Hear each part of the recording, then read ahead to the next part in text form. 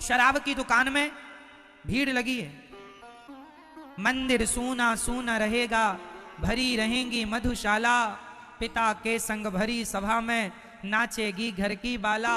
एक ऐसा कन्यादान पिता ही कन्या का धन खाएगा, रामचंद्र कह गए सिया से ऐसा कलयुग आएगा। धर्म भी होगा कर्म भी होगा किंतु शर्म नहीं होगी, बात बात पर मात पिता को बेटा आंख दिखाएगा। रामचंद्र कह गए सिया से ऐसा कलयुग आएगा। आएगा नहीं, आएगा नहीं, आ गया। ये गीत तब लिखा गया था जब नहीं आया था। तब मंदिरों में इलेक्ट्रॉनिक घंटे नहीं हुआ करते थे। घोर कलयुग है भक्तों। इसलिए जो नहीं जप रहे हैं नाम, जो नहीं भगवान की शरण में है, मत रहने दो। आप अपना बचाव कर लो। बारिश पड़ रही है, हम बारिश को तो रोक नहीं सकते, पर छाता लगा के अपना बचाव कर सकते हैं। हम कलयुग के प्रभाव को रोक नहीं सकते, पर भक्ति का छाता लगा के अपना बचाव कर सकते हैं। तो अपना भक्ति प्रेम का छाता लगाओ और अपना संस्कार बचाए रखो, बनाए रखो।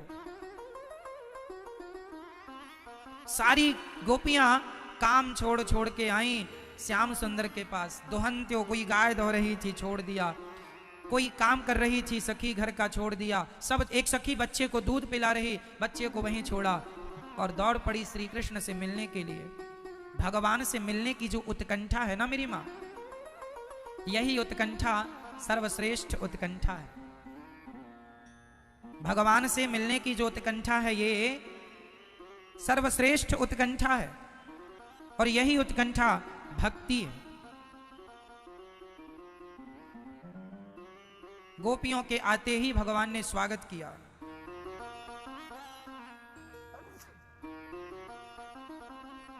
स्वागतं वो महाभागा,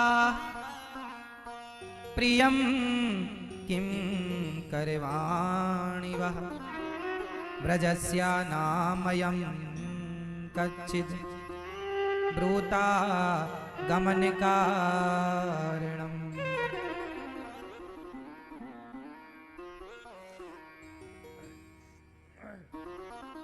भगवान सारी गोपियों का स्वागत करते हैं। आओ स्वागतम वो महाभागा।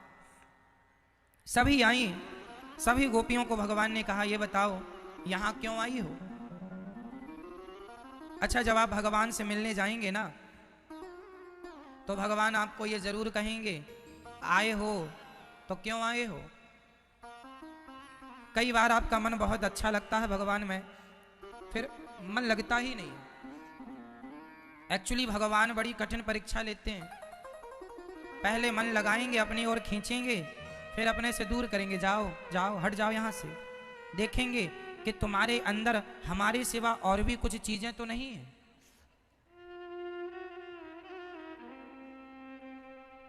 कैसे?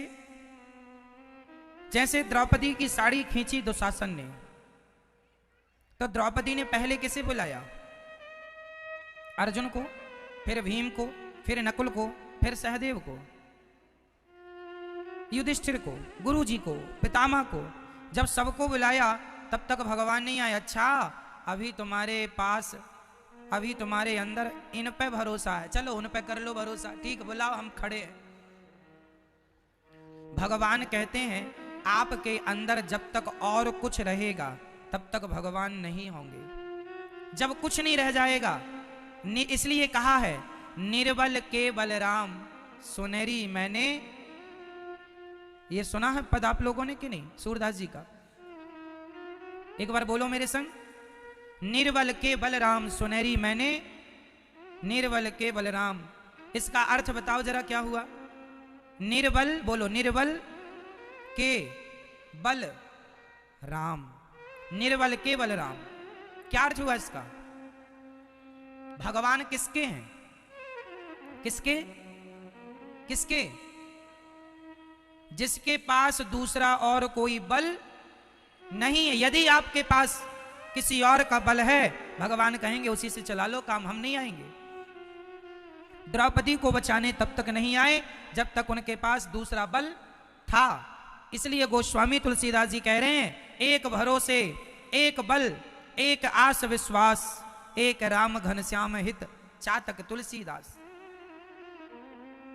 दूसरा कोई भरोसा ही ना हो, भरोसा सदा भगवान के चरणों का हो। जो करेंगे ये करेंगे, जो कर रहे हैं ये कर रहे हैं, अच्छा हो रहा है ये कर रहे हैं, बुरा हो रहा है ये कर रहे हैं, करते कराते भगवान हैं।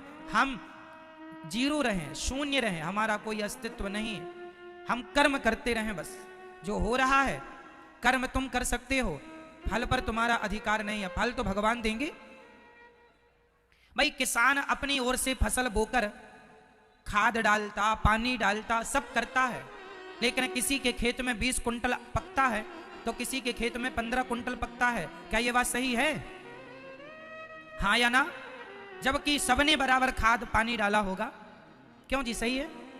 किसी के खेत में 15 कुंटल, किसी के खेत में 20 कुंटल। अरे भाई, कर्म करना तुम्हारे हाथ में है, बीज बोना तुम्हारे हाथ में है, फसल कितनी आएगी ये परमात्मा के हाथ में, फल ईश्वर के हाथ में है, तुम कर्म करो। इसलिए कोई और भरोसा, सुनेरी मैंने निर्बल के बलराम। और अंत में द्रौपदी ने क्या किया? समर्पण किया। द्रौपदी ने क्या किया? समर्पण। साड़ी उतर रही है, उतर जाए, लुट रही हूं लुट जाऊं, कन्हैया अब मैं आपकी हूं। जब कह दिया दोनों हाथ उठा के गोविंद मैं आपकी हूं, तभी भगवान बिना देर लगाए साड़ी बढ़ाने शुरू कर दिए कि नहीं? अभी तक तो नहीं बढ़ाए थे, क्योंकि अभी तक समर्पण नहीं था। आप लोग कहते हैं गुरुजी भगवान हमारी सुनते नहीं, मदद करते नहीं, इसलिए नहीं सुनते क्योंकि तुमने अभी तक समर्पण नहीं किया है। समर्पण कर दोगे, मैं आपका हूं, आप मेरे हैं, ये याद रहे, और पूर्ण रूप से भगवान के हो जाओ, फिर ये सवाल कभी नहीं खड़ा होगा भगवान सुनते नहीं। सुनते हैं। कब सुनेंगे? जब हम मैया क्या करना पड़ेगा आपको? जोर से बोलो मेरी मां। समर्पण, आत्मसमर्पण। जैसे हमारे जवानों के आगे आतंकवादी समर्पण कर देते, हाथ उठा के गोली मत चलाना, आत्मसमर्पण कर दिया तो जवान गोली नहीं चलाते। उसी प्रकार जब भक्त आत्मसमर्पण कर देता है तो परमात्मा की भी दुखों की गोलियां फिर तुम्हें परेशान नहीं करती, ईश्वर भी गोली नहीं चलाते। नहीं तो माया की ऐसी गोली चलेगी कि माया सबको घुमाएगी गोल गोल गोल गोल गोल गोल। माया मम माया दुरतया महाठगनी, ये माया है, सब माया के चक्कर में ही पागल है। तो माया रूपी गोली भगवान तब बंद करेंगे चलाना जब आप क्या करेंगे? आत्म समर्पण। सारी गोपियां आई, भगवान कह रहे हैं जाओ। भगवान देखो, कई बार जब आपका मन ना लगे ना तो भगवान से कहना विधाता हमसे क्या गलती हो गई, क्या अपराध हो गया गोविंद, पहले तो बड़ा मन लगता था, कोई गलती हो गई हो क्षमा कीजिए नाथ, हमें अपने से दूर। जब तुम्हारा मन भगवान में ना लगे ना, समझ लेना कि भगवान तुम्हें अपने से दूर करना चाह रहे हैं। क्या होना चाहते हो? क्या होना चाहते हो? क्या होना चाहते हो? नहीं तो फिर भगवान से कहना नाथ हमसे कोई अपराध हो गया हो, गलती हो गई हो, हमें स्वीकार कर लो नाथ, क्षमा करो, हम क्षमा चाहती हैं, क्षमा चाहते हैं, हमें स्वीकार कर लो, हमें अपने से दूर ना करो। आपके चरणों में मन नहीं लगेगा तो बताओ हम अपने मन को कहाँ लगाएं भगवान? ये मन हमारा उल्टी जगह जाके लगता है, संसार के विषयों में लगता है, इससे तो हमारी गति नहीं होगी। भगवान से कहो मन ना लगे तो भगवान से प्रार्थना करो कि प्रभु अपने चरणों में मन लगाओ। आप ही कृपा करेंगे तो ये मन का भटकाव मिटेगा, नहीं ये तो मन की चंचलता कभी मिटने वाली। तो जब आपका मन चंचल हो, जब आपका मन भटके तो प्रार्थना किससे करेंगे? किससे? भगवान श्रीमन नारायण से। हे प्रभु हमारे मन की चंचलता, अच्छा हमारे मन की चंचलता कोई मिटा सकता है तो कौन? कौन? केवल भगवान। इसलिए भगवान से कहो हे नाथ हमारे मन की चंचलता मिटाइए, समर्पण कर दीजिए।